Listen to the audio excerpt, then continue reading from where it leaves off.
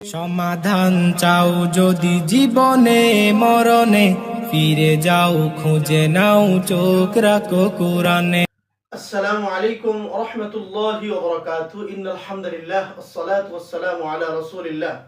সম্মানিত শ্রোতা বন্ধুগণ, আশা করি আল্লাহ পাকের অশেষ মেহেরবানিতে আপনারা সকলে ভালো আছেন। দূরে কিংবা কাছে, দেশে কিংবা প্রবাসে, যে যেখান থেকে এই মুহূর্তে আমার সাথে অংশগ্রহণ করেছেন, সকলকে জানাচ্ছি আন্তরিক মুবারকবাদ। প্রিয় ভিউয়ার্স, আজকে আমি আপনাদের সামনে যে বিষয়টি নিয়ে আলোচনা করব, আমার আলোচনার বিষয়বস্তু হচ্ছে পানি দ্বারা জাদুতে আক্রান্ত হওয়ার লক্ষণসমূহ। আমরা অনেক সময় দেখে থাকি পানিতে জাদু করলে বা পানিতে জাদুর বস্তু ফেলে রোগীকে বিভিন্নভাবে ক্ষতি সাধন করা হয়ে থাকে। বিশেষ করে আমি আমার এই চিকিৎসার অভিজ্ঞতার আলোকে যতটুকু দেখেছি, পানিতে জাদু করলে বা জাদুর বস্তু যখন পানিতে ফেলা হয়, পানিতে ফেলানোর কারণে যে ব্যক্তিকে টার্গেট করে পানি দিয়ে জাদু করা হচ্ছে, সেই ব্যক্তির শারীরিকভাবে ঠান্ডাজনিত বিভিন্ন ধরনের সমস্যা প্রচণ্ড আকার ধারণ করে থাকে।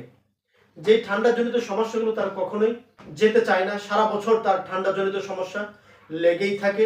প্রচন্ড গরমেও দেখা যায় বাসার সকলেই ফ্যান অথবা এসি ছেড়ে রেখেছে, কিন্তু যেই ব্যক্তি পানি দ্বারা জাদুতে আক্রান্ত হয়েছে, ওই ব্যক্তির ওই প্রচন্ড গরমের দিনেও তাকে কম্বল অথবা কাঁথা গায়ে দিয়ে সারা বছর থাকতে হয়। মাঝে মাঝে শরীরে এতটাই ঠান্ডার প্রখরতা বেড়ে যায়, মনে হয় যে শরীর তার ঠান্ডায় কম্পন সৃষ্টি হয়ে যায়। এরকম মারাত্মক সিরিয়াস পর্যায়ের রোগী আমরা দেখেছি। আজকে এই পর্যায়ে আমি আপনাদের সামনে পানি দ্বারা জাদুতে আক্রান্ত হওয়ার কি ধরনের লক্ষণ রয়েছে, আমরা কিভাবে বুঝবো যে এই ব্যক্তিকে পানির মাধ্যমে জাদু করা হয়েছে, জাদুর বস্তু পানিতে ফেলে তাকে জাদুতে আক্রান্ত করা হয়েছে। পানি দ্বারা জাদুতে আক্রান্ত হওয়ার আমি 4টি লক্ষণ খুঁজে পেয়েছি। পানি দ্বারা জাদুতে আক্রান্ত হওয়ার 1 নম্বর লক্ষণ হচ্ছে শরীর ঠান্ডা হয়ে থাকে, ব্রেইনে ঠান্ডা চাপ অনুভূতি হয়। যে ব্যক্তিকে পানির মাধ্যমে জাদু করা হবে অথবা জাদুর বস্তু পানিতে ফেলে তাকে জাদু করা হবে, দেখা যাবে ওই ব্যক্তির শরীর ঠান্ডা থাকবে সবসময় এবং তার ব্রেইনে সবসময় এক ধরনের ঠান্ডা চাপ সে অনুভব করে থাকবে। 2 নম্বর লক্ষণ হচ্ছে বেশিরভাগ সময় ঠান্ডা লেগে থাকবে গরমের সময়ও। অনেক সময় দেখা যায় এই পানির মাধ্যমে যে ব্যক্তিকে জাদু করা হয়েছে অথবা জাদুর বস্তু পানিতে ফেলে যাকে জাদুতে আক্রান্ত করা হয়েছে, সারা বছর ওই ব্যক্তি ঠান্ডাজনিত সমস্যায় ভুগবেন। ঠান্ডাজনিত বিভিন্ন সমস্যার কারণে তার অনেক কষ্ট হবে, কোনোভাবেই চিকিৎসার মাধ্যমেও তার এই ঠান্ডাজনিত সমস্যা কখনো দূর হবে না।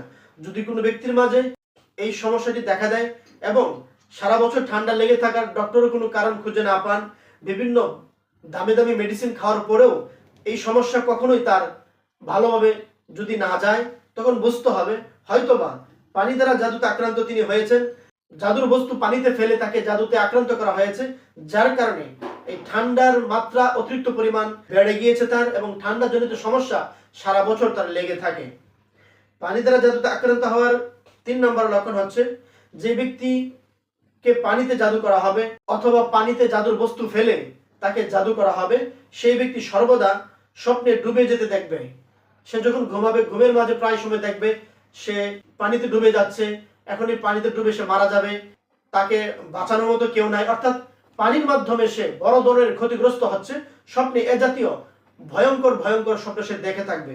যখনই কোনো ব্যক্তির ক্ষেত্রে দেখা যাবে তিনি যখন ঘুমান, ঘুমের মাঝে প্রায় সময় সে পানিতে ডুবে যাচ্ছে, পানিজনিত বিভিন্ন বড় ধরনের অ্যাক্সিডেন্ট হওয়ার তার সাথে সম্ভাবনা আছে, এরকম স্বপ্ন তিনি দেখেন, তখন আপনি ধরে নিতে পারেন এই ব্যক্তিকে পানি দ্বারা জাদুতে আক্রান্ত করা হয়েছে। পানি দ্বারা জাদুতে আক্রান্ত হওয়ার সর্বশেষ 4 নম্বর যে লক্ষণটা আমি উপস্থাপন করবো সেটি হচ্ছে দম বন্ধ হয়ে আসা এবং বুকে ভার লাগা। যে ব্যক্তিকে পানির মাধ্যমে জাদু করা হবে অথবা জাদুর বস্তু পানিতে ফেলে তাকে জাদুতে আক্রান্ত করা হবে, ওই ব্যক্তির প্রায় সময় দেখা যাবে দম বন্ধ হয়ে আসবে এবং তার বুক ভার ভার লাগবে, মনে হয় যেন অ্যাজমা জনিত সমস্যার কারণে তার দম বন্ধ হয়ে আসছে। স্বস্তিতে তিনি কখনো ভালোভাবে শ্বাস নিতে পারেন না, যার কারণে দেখা যায় তার বুকে সবসময় তার এক ধরনের চাপ অনুভব হয়।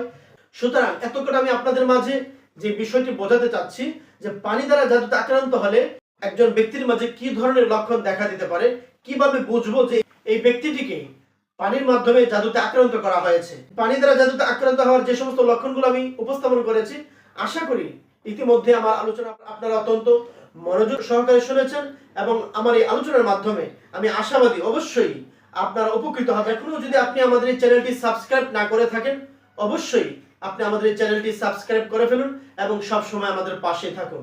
আবারও দেখা হবে নতুন কোনো একটি ভিডিওতে। সেই পর্যন্ত আল্লাহ তাআলা আপনাদের সকলকে ভালো রাখুক, সুস্থ রাখুক, এই প্রত্যাশা ব্যক্ত করে আজকের মতো এখানে বিদায় নিচ্ছি। আল্লাহ হাফেজ।